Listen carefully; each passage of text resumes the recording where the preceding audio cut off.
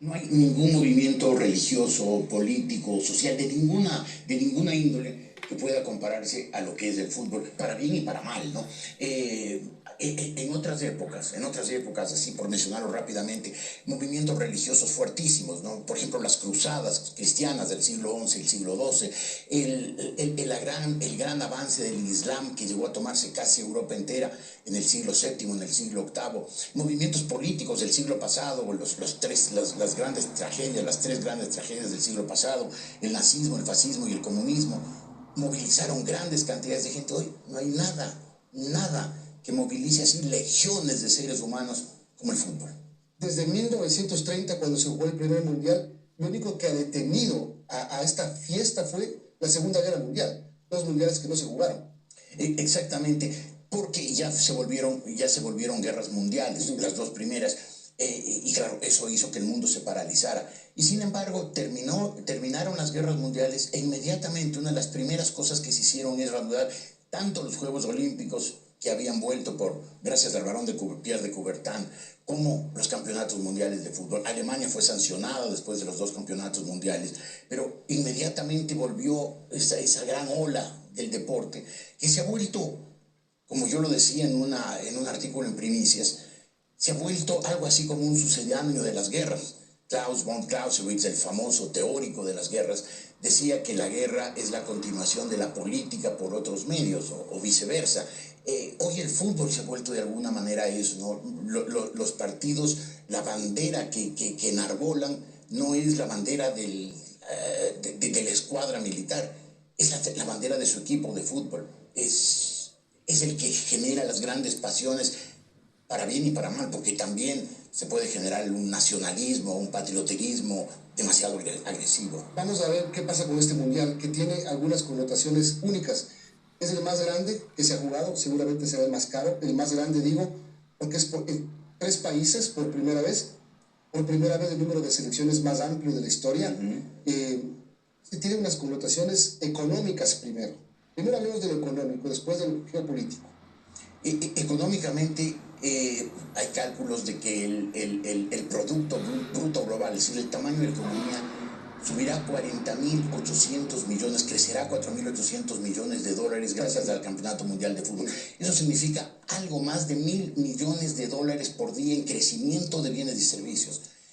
El campeonato mundial moverá alrededor de 80.100 millones de dólares. Solamente la FIFA recaudará 13.000 millones, gracias a lo cual podrá dar premios por 727 millones de dólares. Si le estamos hablando de cifras delirantes, no sabemos Hyundai, Visa, etcétera, etcétera, las grandes compañías internacionales, cuánto pagarán por el minuto de televisión, pero deben ser cantidades delirantes, porque eso es lo que mueve el fútbol, un fenómeno de masas asombroso. Pero no es para todos. Hemos visto que en este mundial, sobre todo en Qatar, que pensábamos que iba a ser el mundial más caro porque se jugaba en una ciudad como Doha, una de las...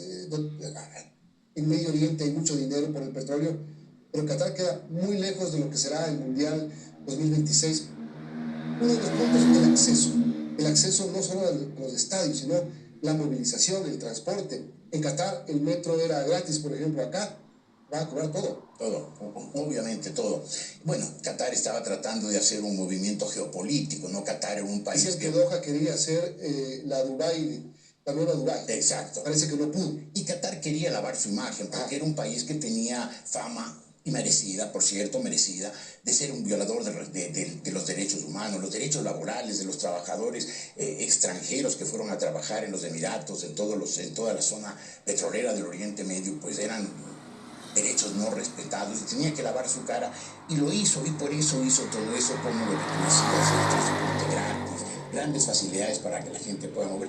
Esto es otra cosa, este es un negocio, ¿no? El Campeonato Mundial de Estados Unidos, México y Canadá es un negocio, porque también, obviamente, los Estados Unidos y su contraparte, que van a ser Canadá y México, van a tratar de utilizar geopolíticamente el campeonato mundial. O sea, el presidente Donald Trump, a nadie le cabe duda que tratará de usar el campeonato para promover su terrorífica agenda MAGA, ¿no? Y a su vez, el primer ministro Mark Carney y la presidenta Claudia Sheinbaum tratarán de contrarrestarlo. O sea, lo que se juega es mucho más que unos partidos de fútbol, 108 partidos de fútbol entre 48 equipos. Se juega toda una dinámica geopolítica mundial que al gran público posiblemente no lo llegue y no lo entienda, pero que por debajo se están moviendo las cosas muy, muy intensamente. Ahora, una política de Trump que no cede un milímetro, pese a que el mundo va a tener los ojos sobre Estados Unidos y el mundo va a querer ir a los partidos en Estados Unidos y en los otros dos países. Obviamente, por ejemplo, la selección de Irán no va a poder entrar a Estados Unidos más que jugar y salir. Su campo base va a estar en Tijuana. El día del partido toman vuelo, juegan y tienen que regresar. Ayer o anteayer, si no me equivoco, la estrella de la selección de Irak fue detenida durante 7 horas, el mejor futbolista de Irak, en el aeropuerto, y después se dieron cuenta que era una confusión de nombre. Ayer en el partido de Ecuador con Guatemala, un hincha guatemalteco se metió a la cancha y fue arrastrado prácticamente. Se anuncia que los operativos del ICE estarán en los estadios, en las ciudades, es decir, su política migratoria inclusive va a seguir siendo la misma. No, sí, el presidente Trump no cambia, al contrario, si es que algo cambia, cambia para mal, para endurecer, para volverse más intransigente, más represivo. Es una lástima.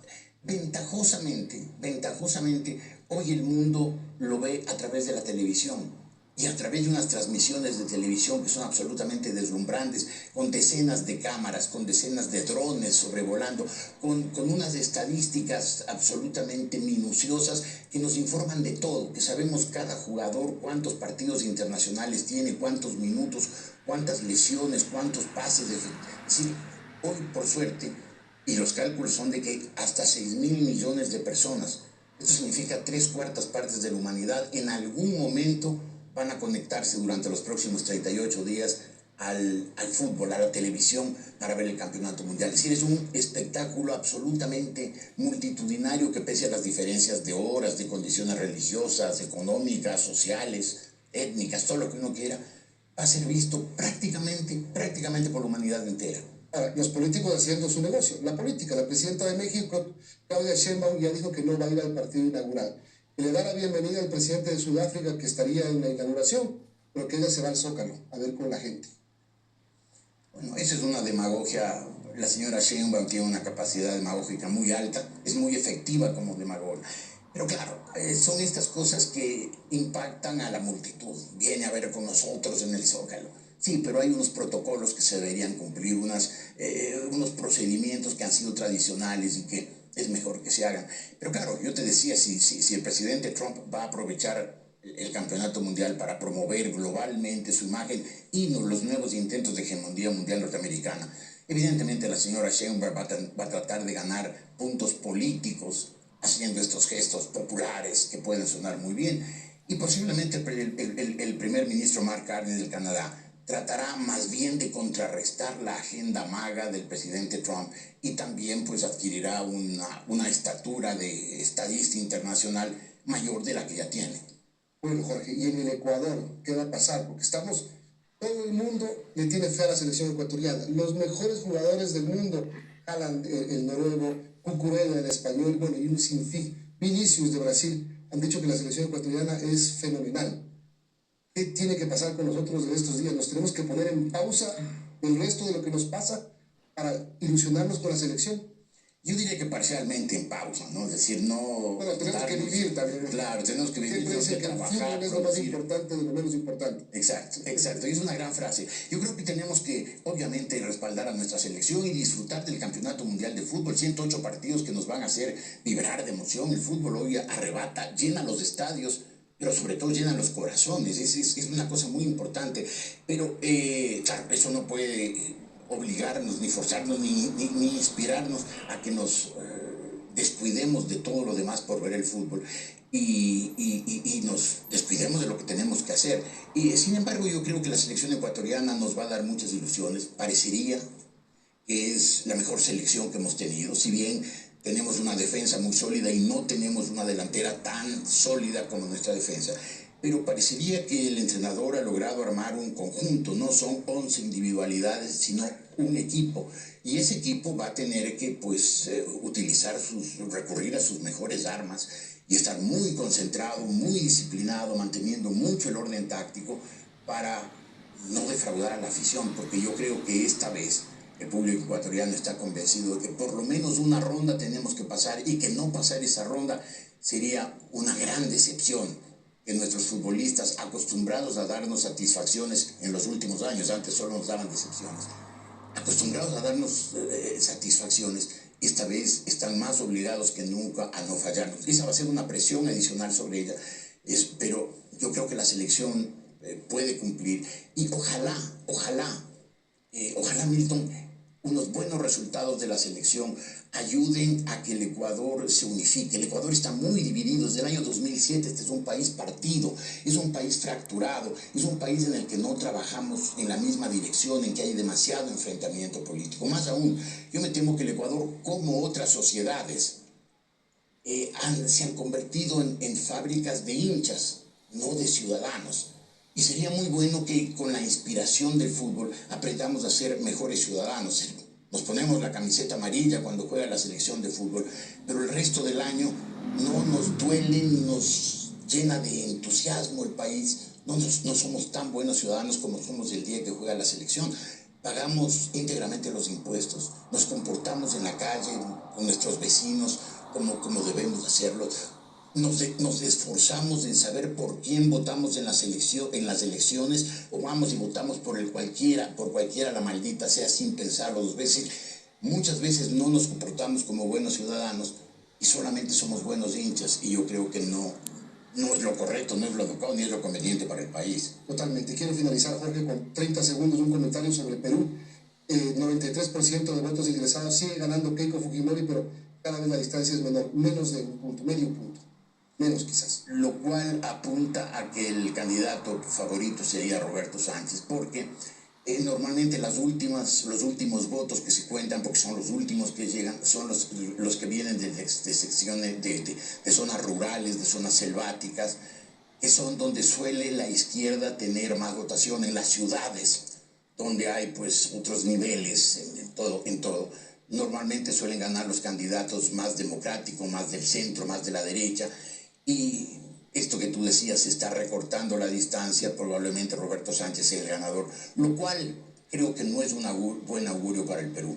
Roberto Sánchez es el candidato que hoy es lo que en la elección pasada fue Pedro Castillo. Pedro Castillo no solamente fue un presidente errático, turbulento, desconcertado, que no entendía lo que pasaba, que evidentemente no estaba capacitado para ejercer el poder, sino que además, no nos olvidemos, intentó dar un golpe de Estado. Entonces, cuando a Fujimori se le recuerda que su padre dio un golpe de Estado y que fue un gobernante autócrata, hay que recordarle también que Pedro Castillo hizo lo mismo en el Perú, tuvo un golpe de Estado y por haber dado ese golpe de Estado perdió el poder. Ojalá el señor Sánchez, si gana la elección, sepa comportarse como un demócrata, respetuoso de los demás, y no un izquierdista al estilo del socialismo del siglo XXI. Bueno, y ayer le visitó la cárcel a Pedro Castillo, así empezó a llover, capaz hay tormenta. Jorge, gracias por acompañarnos, buen día. Gracias a ti, Milton, buenos días. Jorge Ortiz, vamos a una pausa y regresamos.